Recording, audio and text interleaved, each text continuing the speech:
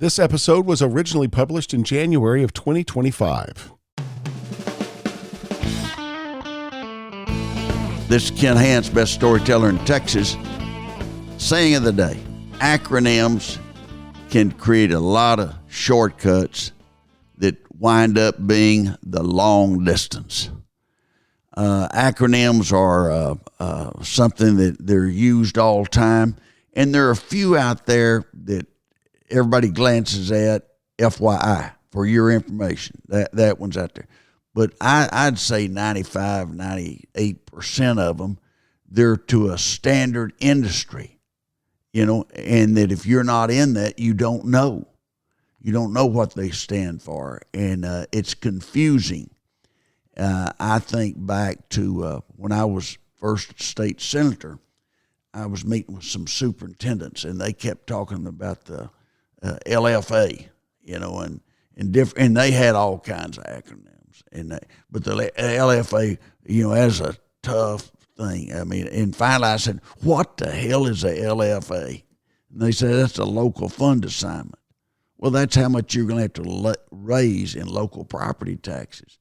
For the superintendent and the school board, that's a big deal, because the state can say, "We're cutting your taxes," but make it in position that the taxes have to be raised locally on property taxes. And so that I understood that. So it made more sense. So I started meeting with these superintendents, on the side, not public meetings, and I'd ask them every time they'd bring up an acronym, "What does that mean? Explain it to me." So in the debate on the Senate floor, I'd explain it in terms and didn't use any acronyms or anything. So some of the people, some of the press, it got to be I was an expert. Well, I wasn't an expert. I was just trying to make sure that I understood what they were saying. And sometimes it can get a little out of hand. I had some farmers up at Hereford one time. They didn't want radioactive waste stored near their place. And they came up and they called me. They came up with an organization to fight it. They called me. They were upset. And the Secretary of State wouldn't give them a nonprofit organizational charter. And I said, why? They didn't like our name. Well, they can't keep you because they don't like their name. And I said, "What's the name?" He said, "Stop Hauling in Trash." Well, if you look at the initials of that, that's SHIT. I said, I understand why they didn't give you, you can't come up with something that somebody's always trying to come up with something that's pretty clever. But that did not reach the point of being, really clever. And they finally got something else, but it wasn't as sensational. And I think that I had a hard time bargaining on that. I read a deal the other day. This is a good article a guy had. Why you should stop using acronyms right now. First of all, you can alienate some of your new talent. People come in, they feel like an outsider. They don't know what people are talking about. And so they wonder, and they feel like they're not part of the organization. And that makes it tough. I think lots of times they think they're lost. Am I dumb, or what's going on here? I don't know. It hampers understanding. You got to be concise. You got to be clear. It's got to be simple. And in communication, and going back to my professor, Dr. Davis, said that communication, oral or written, it does not matter that they understand. It's got to be so clear and concise they cannot misunderstand. And that's really good. Also, acronyms for new people and everything will create a situation where it's kind of us versus them. And, you're reading along and you see an acronym and you think, what does that stand for?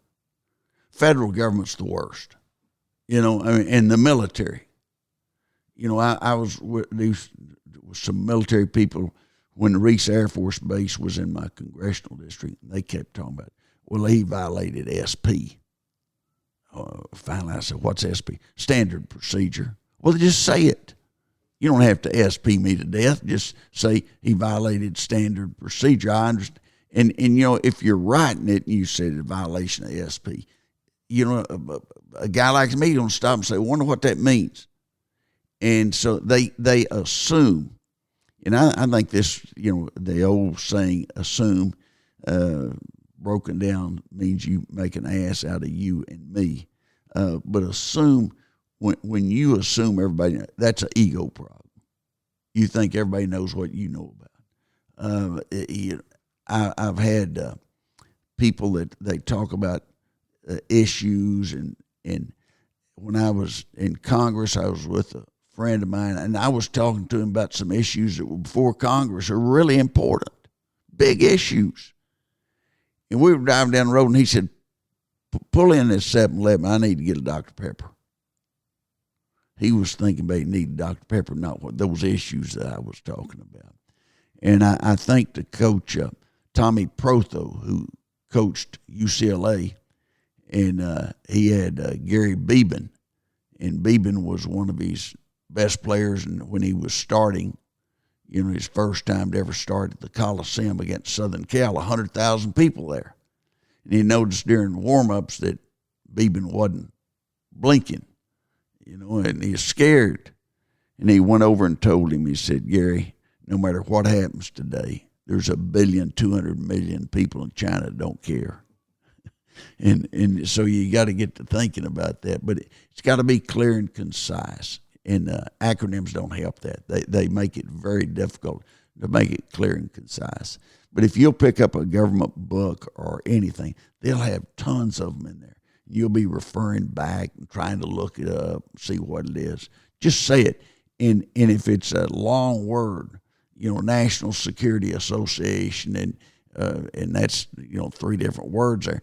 But you start reading it, you don't read it all the way through. You go to the next word. It's fast. But if you say NSA, and you've been dealing with it every time, you'll know. But some won't know, and so that becomes a problem. Acronyms are lazy. They show a lazy side to us, and they are shortcuts that become a long drive. People, they do not take your correspondence serious and your oral communication serious when you have a bunch of acronyms. I guarantee you that. So get away from that and always read something. Does everyone understand this?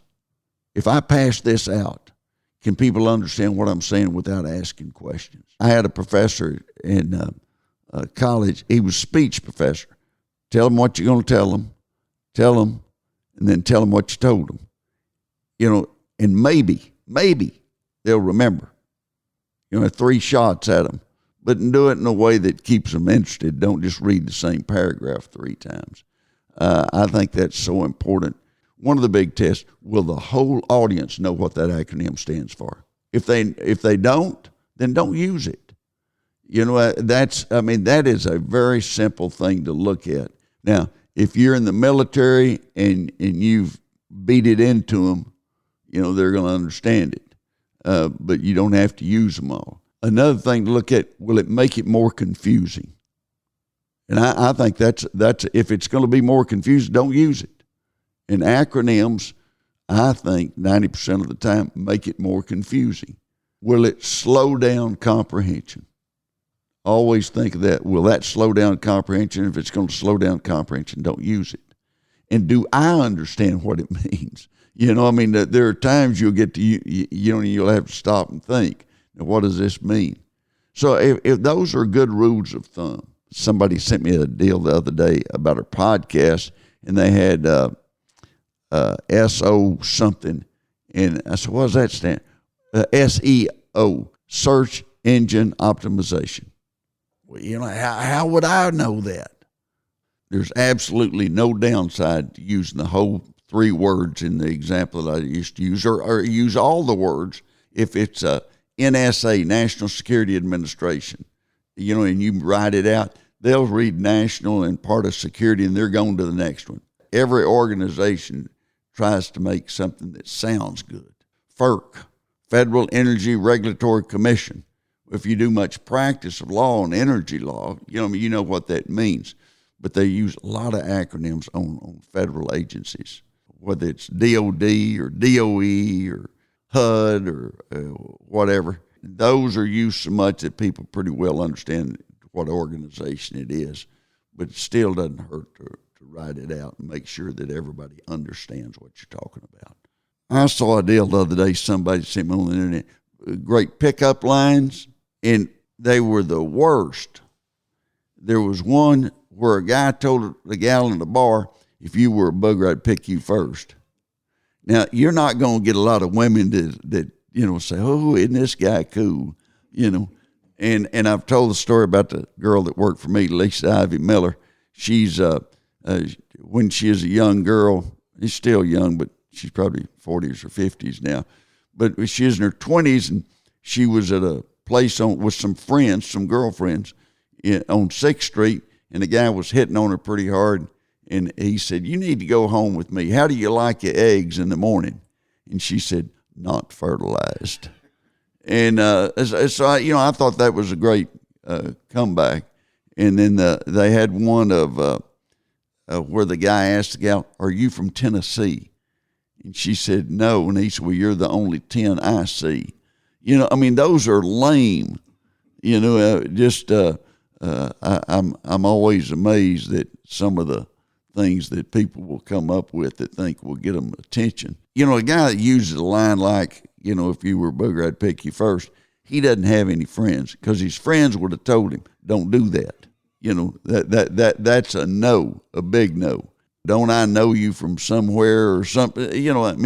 That's kind of lame, but at least it's not vulgar, if it's not, and I guess you could go from there, but I've been out of that business a long time. But it was funny to read that someone thought that was a good idea.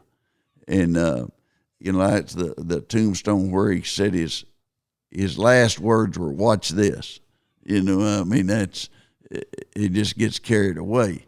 Stay away from a guy that says, hold my beer and watch this. Don't get too close, because you may be having a tombstone also that didn't work out.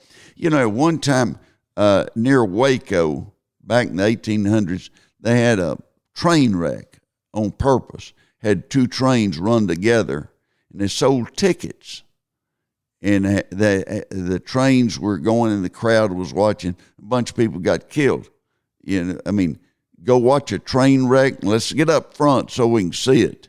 And then they wind up dying, and so that it didn't work out. We've got a lot of loyal listeners out there. I appreciate you.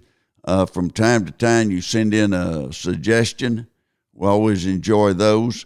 If you get somebody to sign up, tell them, go back and start at the first, or they can stay on we're talking about, we usually go anywhere from 13 to 25 minutes. I think we've had the Ed Whitaker deal about AT&T went 41 minutes.